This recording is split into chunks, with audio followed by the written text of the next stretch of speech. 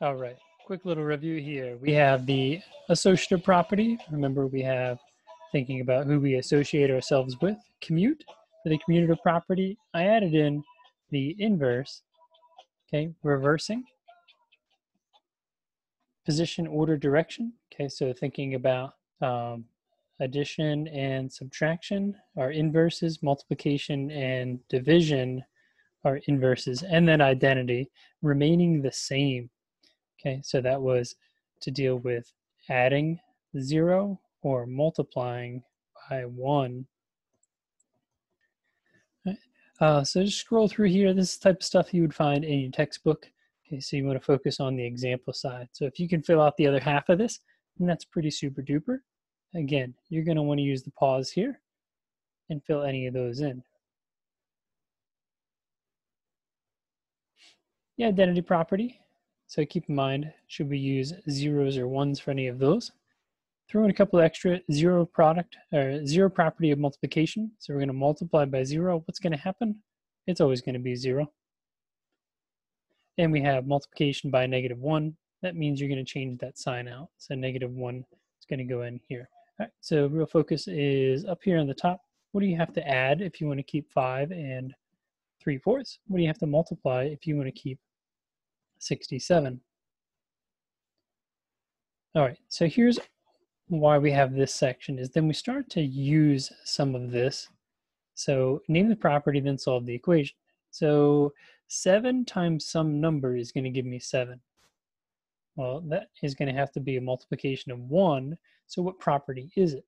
The property has to be the multiplication property for identity. So ID for identity. This time I want to multiply some number by 5 and get 1. Okay, so 5 is not going to stay 5, so it's not an identity. So it must be an inverse. All right, so if you're confused with inverse, just think about if I had 5 times n, I'd have to divide by 5, right? So that means n must be 1/5. So you use these properties all the time when you're solving. I know you guys can solve at least one-step equations, probably two, probably multi-step, right? Yeah, I gotta give you credit. You're smart kids, right? So here we go. What property is illustrated? We're going to multiply by 0. So this one has been written multiple ways. Multiplication by 0. All right, 2.5, your best friend is y. 2.5, your best friend is 28. So you have changed who you have associated with. And this time we want 10x plus 0. 10x stays 10x. It has kept its identity. All right, give the next two a try. We'll do a little pause here. And now we're back. So this is an identity property. We could say of multiplication, that's getting a little e. All right, so you are the square root of y, right? And your best friend is z. Here, the square root of y, your best friend is z. It is not the associative property, it's the commutative property. Okay? Just like your commute, home to school, school to home. So that's the one to be careful with. I hope it didn't get you there. All right, we want to simplify each. So this would be just multiplying. So just trying to do a little review. Remember 5 times 3n is 15n. Here we want to add. These parentheses don't mean anything because I have unlike terms in the middle. So we're going to drop those. 4 does go with 8 to give me 12. And I do have plus 7x. It could be 7x plus 12. Either way. And in the next one we have 6xy. It's divided by y. Well, the only thing I can do here is divide my y's, right? So y divided by y is 1, so it becomes 6x. All right, what we're going to do is take a second here, pause the video one more time, reflect what properties are we using today, what's our real focus, and then give an example of each. So if you can do that, then you're doing great with this. So go ahead and pause. All right. And we're back. Let's keep moving this up here just a little bit more. So this might be something that you is put in front of you. So what property is being used? So you have some solving skills, some mad solving skills, right? 2 times 3 becomes 6. That's nothing other than substitution.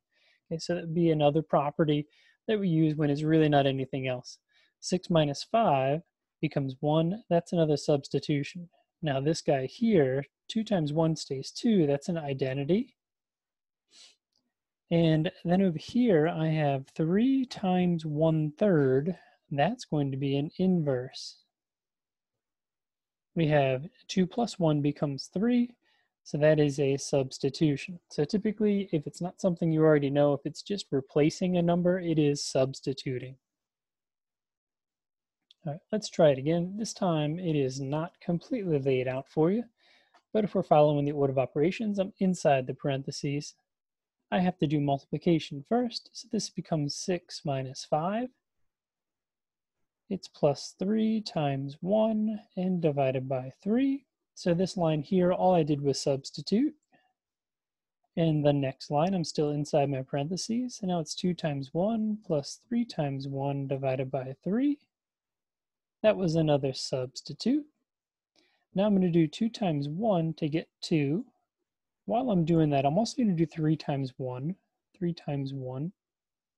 to get 3 because they were both identity properties. All right, now we're going to divide by 3. Order of operations, they do have to do this division first, so it's 3 divided by 3. That's 1, and that's substitution. And finally, it's the last substitution as we finish it up one step at a time. So I know this part can be a little bit painful, but the idea is let's talk about these properties now, and then you can really just jog them right back in your memory anytime you need to. All right, so same idea. Here we want to work inside our parentheses. We're going to get 4 times 1/4 eventually, but this line is just substitution. Plus 3 times this is going to be 3 minus 2. So again, that was a substitution, and this one was a substitution. All right. And 1/4 times 4, I think we know what that is, right? It becomes 1, so it must be an inverse. And over here, we're going to use 3 times 1. Okay, so this was substitution on this side. 3 times 1 is going to be 3, plus 1 is 4. Let's not forget our step in here. 3 times 1 was an identity, and then we had a substitution. Yeah, this will be your favorite thing, but it lets you think about the properties, right? Often we do things and we don't think about, there's a rule for that, but this is giving those rules back into it, right? We're super slick with solving things, but do we really understand the logic in what we're doing? And this makes us slow down just a little bit to understand how smart we are with this.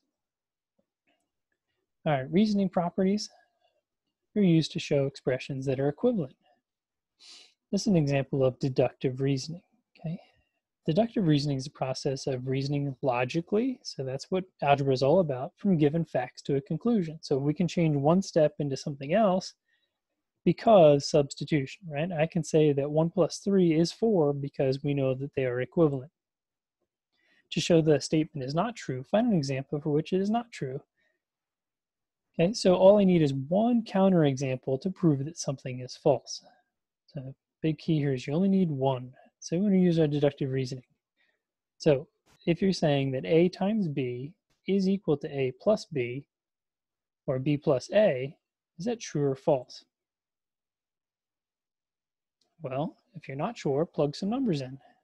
2 times 3 is equal to 3 plus 2. Well, that's 6, and that's 5, so that's not true. So this must be false. So hopefully you realize that we're talking about multiplication versus addition. Sure, we could come up with some numbers that it probably does work, but you know, all I need is one counterexample. So that's the nice thing about it. All right, and the next one we have AB added together and then add C. Now we have AC added together and then add B. Well, we know that's true, right? So that's A has a brand new best friend. Okay, so that is the associative property. So we could plug in any numbers that we want as long as we're consistent in their placement, and it is going to be true. So we can give some of those rules. Why is it true? It's true because the associative property. All right, so true or false? For all real numbers, we have to remember what those are. If I multiply j times k, is it the same thing as k plus 0 times j? Well, is k plus 0 the same thing as just k? Sure is. Okay, so we're going to go with true on this one, and we're gonna cite the identity property. Now, in the next one, for all real numbers m and n, so is m times n plus 1 the same thing as mn plus 1? Again, so if you're not sure, some of us think, oh, well, distributive property. Remember, distributive property goes to both. So this would have to be mn plus m, which is not the same thing as mn plus 1. Okay, so we're going to go with false. And then we just want to cite using real numbers. So maybe I want to use 2, 3 plus 1 equals 2 times 3 plus 1. All right, so here we go. Let's not use distributive property. Let's make this 2 times 4 is 8. And this is 6 plus 1 is 7. Last I checked, they are not the same. So there is one counterexample. I don't need to come up with a whole bunch of them. So that's using our deductive reasoning. Do we have a rule, or can we show one reason why it doesn't go together? Okay, you can see we're going to do some practice ones coming up.